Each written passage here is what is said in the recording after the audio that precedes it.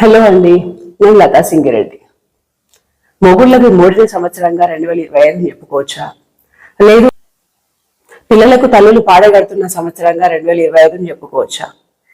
ఏది ఏమైనప్పటికీ నిజంగా ఈ 2025 వచ్చినప్పటి నుండి ఇవాళ వరకు ఆడవాళ్ళు మృగాలుగా మారుతున్నారు. బుద్ధి, జ్ఞానం, సిగ్గు, లజ్జ, మానం, మర్యాద అన్ని వదిలేసి భయంకరంగా రాక్షసుల్లాగా తయారవుతున్నారు. కోపైకి కొట్టుకుంటున్నారు. నిజంగా ఈ చర్యలకు, ఇలాంటి ఘాతుకాలకు అంతం అనేది ఎప్పుడు? అసలు అంతమే లేదా? మొగుళ్లకు మూడవ ఏడాదిగా 2025. పిల్లల చేతుల్లో మొగుళ్ళు పిట్టల్లా రాలిపోతున్నారేంటి? సతీమణుల సంహారానికి బత్తశిఖామణుల ప్రాణాలు గాల్లో కలిసిపోతున్నాయి. నిజంగా కొందరు భార్యల విలనిజం డైలీ సీరియల్ ని మించిపోతుంది. అసలు వాళ్ళ అరాచకాలకి అంతే లేకుండా పోతుంది.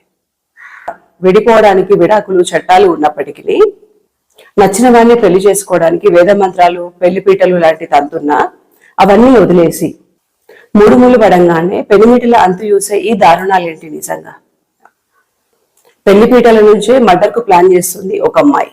మరో నవవధువు కత్తిపోటేసి దాన్ని గుండెపోటుగా చిత్రీకరించి చుట్టాలని, పక్కాలని, లాస్ట్ కు డిపార్ట్మెంట్ ని కూడా పక్కదారి పట్టించే ప్రయత్నం చేస్తుంది. ఇలా ఒక్కరా ఇద్దరా ఎన్నని చెప్పుకుంటూ పోతాం. అక్కడ ఇక్కడ అని లేదు. నార్త్, ఈస్ట్, సౌత్, వెస్ట్ ఎక్కడ చూసినా కూడా అంతటా 2025లో ఇదే పరిస్థితి. దీన్ని ఇట్లే వదిలేస్తే, దీన్ని ఇలాగే వదిలేస్తే పరిస్థితి ఇంకెంత దూరం పోతుందో. మోజుపడ్డ ప్రియుడి కోసం అని చెప్పి, మధ్యలో వచ్చిన ప్రియుడి కోసం అని చెప్పి 3 పిల్లల్ని కడతేచింది ఒక అసాయి తల్లి. మేఘాలయాల్లో సోనం హనీమూన్ అని చెప్పి భర్తని మూన్ దగ్గరికి పంపించేసింది. బిల్లూరులో శివాని అనే లేడీ కాదు, కిలాడి. భర్త రైల్వే ఉద్యోగం కోసం, ప్రియుడితో జల్సాల కోసం కట్టుకున్న భర్తనే కడతీర్చింది. కర్ణాటకలో మాజీ డీజీపీ అయినటువంటి 60 ఏళ్ల పెద్ద మనిషిని చంపినటువంటి భార్య పల్లవి. ఎన్నెందు వెతికినా ఇలాంటి కిరాతక కాంతలు అందందు కలరు. నిన్న హైదరాబాద్ లో ఓ తల్లిని చంపిన కూతురు. ఎంత భయంకరంగా ఉంది! 10వ తరగతి చదివే అమ్మాయి ప్రేమ మోజులో పడి తల్లిని చంపేసిందంట. నిజంగా ఈ మధ్య కాలంలో ఇలాంటి సంఘటనలు చాలా ఎక్కువ అవుతున్నాయి. ఒకవేళ నచ్చకపోతే పెళ్లిని చేసుకోవద్దు, అంత బలవంతం ఎవరు పెడుతున్నారు? అక్కడికి ఆపేసి నాకు ఈ పెళ్లి ఇష్టం లేదు అనాలి. అయినా నాకు అర్థం కాని విషయం ఏంటంటే, పెళ్లిళ్ళు అయిన తర్వాత భర్తల్ని చంపడానికి ఇంత సాహసం చేసి ఇంత ధైర్యంగా ముందుకెళ్తున్న భార్యలు పెళ్లికి ముందే ఎందుకు అమ్మ నాన్నకి ఈ విషయం చెప్పట్లేదు? ఇక్కడ ఇంకా దరిద్రం ఏంటంటే,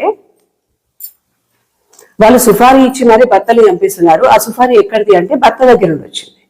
భర్త సంపాదించిన భర్త జీతం తీసుకొని భర్త ఆస్తిపాస్తులు, భర్త సంపాదన, భర్త శాలరీ ఇవన్నీ ఎంజాయ్ చేస్తూ తన డబ్బులు ఖర్చు పెట్టి వాళ్ళనే కడతీరుస్తున్నారు. ఇలాంటి సూర్పునకలు రోజు రోజుకి చాలా ఎక్కువ అవుతున్నారు. అదొక ఫ్యాషన్ లాగా మారిపోతుంది. అసలు దీనికి అంతం ఎక్కడా? నిజంగా వీళ్ళని అడ్డుకునే వాళ్ళే లేరా? మహిళలు మహారాణులు అని, మహిళలకి 33% రిజర్వేషన్లని, అన్ని రంగాల్లో మహిళలు ముందని గమనించండి. గత 10 ఏళ్ల నుండి విద్యలో కానీ, ఉద్యోగాల్లో కానీ ప్రతి దానిలో మహిళలే ముందు వరుసలో ఉంటున్నారు. అంటే మేము ఎందుకు తీసిపోయినాము? ఓన్లీ మేము చదువుల్లో, ఉద్యోగాల్లో ఉంటున్నాం కదా, అట్లనే ఈ హత్యలో కూడా ఉన్నాం అనుకుంటున్నారా? లేదు, దీనిలో మహిళలకు ఏమైనా రిజర్వేషన్లు కల్పిస్తారని భ్రమపడుతున్నారా? మహిళలకు ఏమైనా రాయితీలు ఉంటాయి అనుకుంటున్నారా? హత్య ఎవరు చేసినా హత్యే. ఉరితాడుకు ఆడ మగ ఏది ఉండదు, అందరూ సమానమే. భర్త సంపాదించి భర్త తీసుకొచ్చిన వాటితో ప్రేమగా వండి అదే అన్నంలో విషం పెట్టి చంపేస్తుంది ఇంకో మహిళ. భర్త సంపాదించుకున్న భర్త ఆస్తులోంచి ఎవరికో చుట్టాలకి కొంచెం ఆస్తిని రాసిచ్చిండు అన్న అక్కస్తో కళ్ళలో కారం పెట్టి మరి అతి కిరాతకంగా నరికి చంపింది మాజీ డీజీపీని భార్య పల్లవి. బర్త్డే పార్టీ అని చెప్పి నేవీలో ఉద్యోగం చేస్తున్నటువంటి వ్యక్తిని బర్త్డే పార్టీకి పిలిచి వాళ్ళమ్మ పంపించిన అన్నంలోనే, వాళ్ళ అమ్మ పంపించిన పదార్థంలోనే విషం పెట్టి చంపి అంతటితో ఆగకుండా బాత్రూంలోకి తీసుకెళ్లి 15 ముక్కలుగా నరికి ఆ ముక్కలను ఒక డ్రమ్ములో పెట్టి పైనుండి సిమెంట్, కాంక్రీట్ వేసి కప్పి పెట్టింది ఇంకో మహానుభావురాలు. హనీమూన్ అని చెప్పి తీసుకెళ్లి మేఘాలయాల్లో ప్రియుడితో కలిసి భర్తని కడతీర్చింది ఇంకో మహానుభావురాలు. ఇలాగా చెప్పుకుంటూ పోతే నిజంగా అసహ్యం వేస్తుంది, భయం వేస్తుంది. ఫస్ట్ అబ్బాయిలు పెళ్లిళ్ళు అంటే వణుకుతున్నారు, చెంకుతున్నారు. బాబాయ్ భార్యలు చంపేస్తారు అని ఇదివరకు కామెడీగా అనేవాళ్ళు, కానీ ఇప్పుడు నిజంగానే ఇవన్నీ చూస్తుంటే అనిపిస్తుంది ఒక్కోసారి నిజంగా ఆడవాళ్ళల్లో ఇంత క్రిమినల్ మైండ్ ఉందా, ఇంత క్రిమినల్ గా ఆలోచిస్తున్నారా, ఇంత భయంకరమైన మెంటాలిటీ ఉందా? కామన్గా ఆడపిల్ల అనగానే ఇదివరకు మనం చరిత్రలో చూసినాము, ఎక్కడ చూసినా కూడా భార్యని హింసిస్తున్న అత్తమామలు, భార్యని హింసిస్తున్న భర్త, అదనపు కట్నం కోసం ఆడపిల్లని హింసిస్తున్న అత్తవారింటి వారు, బండ్లు కావాలని, కార్లు కావాలని, బంగారం కావాలని వేధిస్తున్న భర్తలు, ఇవే చూసినాం. కానీ ఈ మధ్య కాలంలో కంప్లీట్ గా ఉల్టా అయిపోతున్నాయి. దీనికి కారణం ఏంది? వాళ్ళు అతిగా చదువుకున్న చదువులా, మీరు మేము సమానము, బొంగు భోషాన్నం అనుకుంటూ ఈ సమానత్వాన్ని ఈ రకంగా వాడుకుంటున్నారా? అబ్బాయిలు ఎక్కువగా ఉన్నారు, అమ్మాయిలకి లోటు వచ్చింది అన్న గాసిప్ ఒకటి వచ్చింది. ఓహో, మేము లేకపోతే వీళ్ళకు దిక్కే లేదు,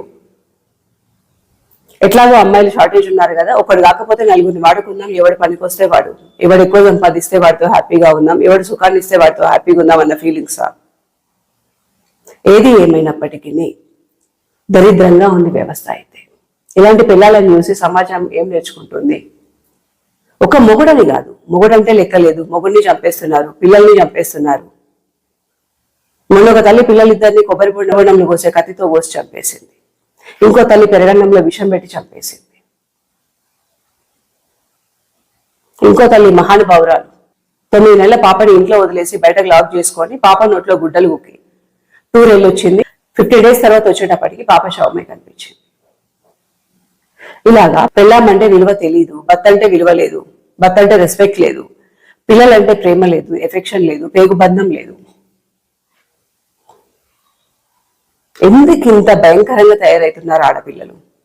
మీరు తినే ఫుడ్ లో లోపం ఉందా? లేదు మిమ్మల్ని పెంచిన విధానం రాంగా? మీకు చదువు చెప్పిన గురువులు రాంగా?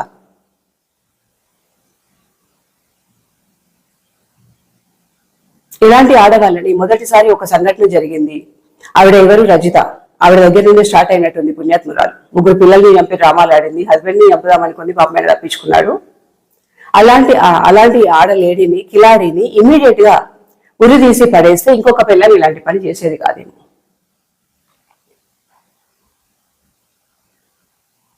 ఏది ఏమైనప్పటికీ ఇప్పటికైనా ఇలాంటి చర్యలకు శరమగీతం వాడకపోతే ఆడపిల్లలు దీన్ని ఆదర్శంగా తీసుకుంటారు. ఒకరు కాకపోతే ఒకరు ఇలాగే చేస్తూ ఉంటారేమో. ఎంతో ఈజీగా నరికి చంపేస్తున్నారు. సరే, పెళ్ళైన 4 రోజులకే భర్త మెడకి తాడు పెట్టి ఊరేసి చంపేసి హార్ట్ అటాక్ అని రమ్మాలాడుతుందట ఇంకో అమ్మాయి. పెళ్లిపీటల మీద కూర్చొని మర్డర్కి ప్లాన్లు చేస్తున్నారు.